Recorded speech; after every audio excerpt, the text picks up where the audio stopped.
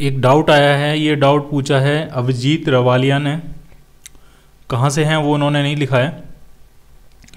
A parallel beam of light is incident normally on a plane surface absorbing 40% of the light and reflecting the rest. ठीक है, एक parallel beam है light की, वो एक normally incident होती है एक प्लेन सरफेस पे इस तरह से।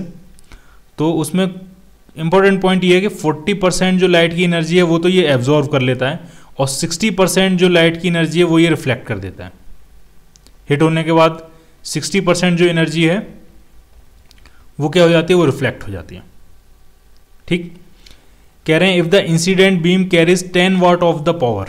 ठीक है, जो बीम इंसिडेंट हो रही है उसकी जो पावर है वो कितनी दी है, PIN लिख सकते हैं उसको, 10 वाट, यानी 10 जूल एनर्जी पर सेकेंड आ रही है।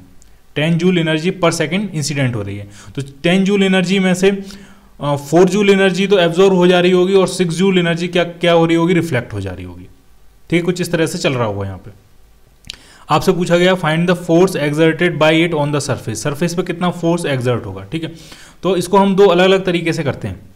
ठीक है, हम क्या करेंगे, हम पहले 4 जूल को कंसीडर करते हैं। 4 जूल पर सेकेंड वो एनर्जी है जो कि आ रही है और एब्जॉर्व हो जा रही है, आ रही है और एब्जॉर्व हो रही है, आ रही है और एब्जॉर्व हो रही है। ठीक है, ठीक है, जो फोर्स होता है, फोर्स जो होता है उसका फॉर्मूला सिंपली होता है rate of change of momentum. ठीक है, पर सेकेंड जो मोमेंटम चेंज हो रहा होता है उसी को हम क्या कहते हैं, फोर्स कहते हैं। ठीक है, जब 4 जूल एनर्जी पर सेकेंड आ रही है और वो एब्जॉर्व हो जा रही है, ठीक है, तो इसमें हम ये फाइंड करेंगे कि 1 सेकंड में कितना मोमेंटम चेंज हो रहा है। 1 सेकंड में जो मोमेंटम चेंज हो रहा होगा वही फोर्स के बराबर होगा। ठीक है, उसी तरह से फिर हम क्या करेंगे, फिर हम दूसरी कंडीशन देखेंगे जिसमें हम 6 जूल वाली जो एनर्जी है पर सेकंड उसको कंसीडर करेंगे। 6 जूल जो एनर्जी पर सेकंड आ रही है वो क्या हो रही है, वो रिफ्लेक्ट हो जा रही है, वो एब्जॉर्व नहीं हो रही है। जितनी एनर्जी आ रही है उतनी रिफ्लेक्ट हो जा रही है, और उससे भी हम फोर्स फाइंड करने की कोशिश करेंगे। अगर ये फोर्स F1 है तो ये फोर्स F2 है, तो जो नेट फोर्स एक्सर्ट हो रहा होगा प्लेन सरफेस पे तो वो क्या होगा, F1 प्लस F2 के बराबर होगा। ठीक, ठीक है, तो ढंग से समझना है। फोटॉन्स के केस में, लाइट के केस में जो मोमेंटम होता है वो E/c होता है। अगर कोई फोटोन है उसकी एनर्जी E है तो उसका जो मोमेंटम होगा वो क्या होगा, E/c। ठीक है, हमें चेंज इन मोमेंटम देखना है 1 सेकंड का, क्योंकि पर सेकंड जो मोमेंटम चेंज होता है वही फोर्स होता है। तो हम टाइम कितना लेंगे, टाइम इंटरवल लेंगे हम 1 सेकंड का। तो 1 सेकंड में जो एनर्जी इम्पार्ट हो रही है वो कितनी हो रही है, वो हो रही है 4 जूल।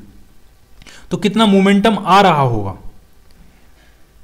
इनिशियल मोमेंटम, जो मोमेंटम आ रहा होगा, जो उस पर हिट होने वाला है, हिट होने के बाद जो एब्जॉर्ब हो जाएगा, ठीक है, वो कितना मोमेंटम आ रहा होगा, तो वो होगा 4/c। 4/c यूनिट क्या होगी, वो kg इंटू मीटर पर सेकेंड, जो मोमेंटम की यूनिट होती है। c क्या है, आपकी स्पीड ऑफ लाइट। तो इतना इनिशियल मोमेंटम होगा, इतना इंसिडेंट मोमेंटम होगा। ठीक है, लेकिन ये पूरा एब्जॉर्ब हो जाएगा तो फाइनल मोमेंटम कितना होगा, तो इस केस में फाइनल मोमेंटम होगा 0, क्योंकि रिफ्लेक्ट तो कुछ हो ही नहीं रहा है। इसी तरह से जरा इस तरफ देखते हैं, तो इस तरफ भी हम वही टाइम इंटरवल डेल्टा टी कितना कंसीडर करेंगे, 1 सेकंड का। ठीक, तो 1 सेकंड में कितनी एनर्जी आ रही है, तो 6 जूल पर सेकंड एनर्जी आ रही है। इसका मतलब 1 सेकंड में जो एनर्जी आ रही है, आपकी ढंग से समझना है, 1 सेकंड में जो एनर्जी आ रही है वो 6 जूल एनर्जी आ रही है। तो कितना इंसिडेंट मोमेंटम होगा, तो वो होगा 6/c। कितना रिफ्लेक्ट होने के बाद फाइनल मोमेंटम होगा, तो वो हो जाएगा -6/c। अगर हम कहें ये डायरेक्शन क्या मानी हमने, पॉजिटिव। ठीक, तो इनिशियल की डायरेक्शन तो ये है, तो इनिशियल मोमेंटम जैसे फर्स्ट केस में 4/c था, वैसे ही इस केस में भी इनिशियल मोमेंटम कितना होगा, 6/c।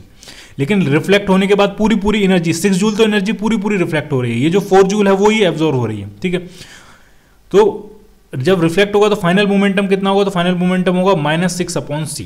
ठीक है, अब हम क्या फाइंड करेंगे, चेंज इन मोमेंटम। तो फर्स्ट केस में जो चेंज इन मोमेंटम होगा delta P, change in momentum हमेशा होता है final minus initial.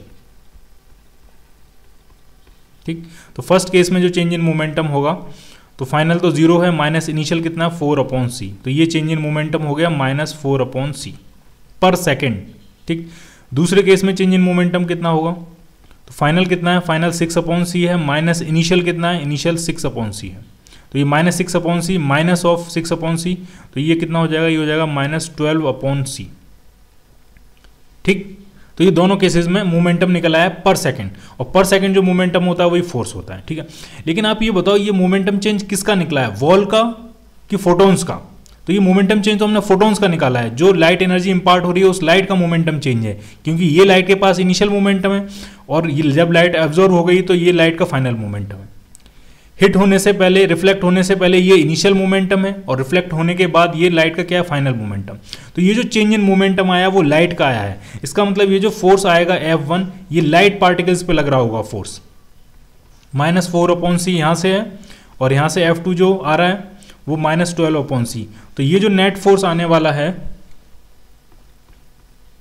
F1 + F2, तो ये 4/c 12/c, तो ये -16/c ये जो फोर्स आएगा न्यूटन, ठीक है। ये किस पे लग रहा है, ये लाइट पार्टिकल्स पे लग रहा है, लाइट वेव पे लग रहा है, ठीक है, फोटॉन्स पे लग रहा है ये।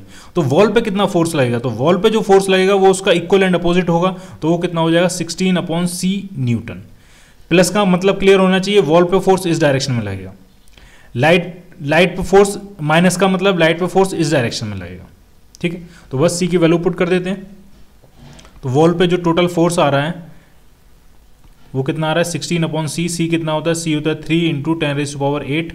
10⁸ जो है वो ऊपर पहुंच जाएगा तो 10⁻⁻8 बन जाएगा, और 3 से हम इसको डिवाइड करेंगे तो 3 5 जा 15, 1 बचेगा, 3 3 जा 9, 3 3 जा 9, तो 5.33 × 10⁻⁸ न्यूटन जो फोर्स एग्जर्ट होगा वो वॉल पे होगा, ठीक। उसमें से कितना हिस्सा एब्जॉर्प्शन की वजह से आया, कितना हिस्सा रिफ्लेक्शन की वजह से आया, वो आपको क्लियर होना चाहिए। ये जो 16/c है इसमें से 4/c आया है एब्जॉर्प्शन की वजह से और 12/c आया है रिफ्लेक्शन की वजह से।